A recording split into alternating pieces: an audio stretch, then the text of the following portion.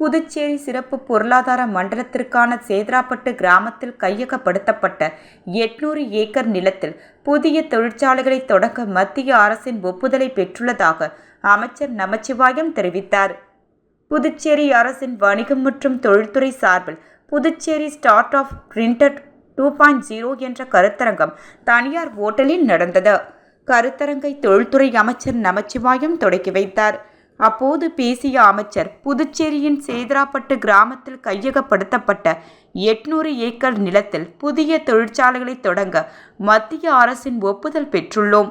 June July மாதத்தில் இதில் செயல்பாட்டிற்கு வரும். அதில் ஸ்டார்ட் வாக்குகளுக்கு தனி இடம் ஒதுக்கப்படும். தொழிற்சாலைகள் வரவுள்ளது என்றார். இங்கு சென்னை ஐஐடிக்கு 100 ஏக்கர் நிலம் ஒதுக்கீடு செய்யப்படுவதாகவும் இதனால் புதிய தொழிற்சாலைகள் வரும் என்று நம்பிக்கை தெரிவித்த நமச்சிவாயம், இதன் மூலம் புதிய தொழிற்சாலைகளை உருவாக்கி புதிய இளைஞர்களுக்கு வேலை வாய்ப்புகளை உருவாக்க முடியும். அதனால் மாநில வருவாயும் பெருகும் என்றார்.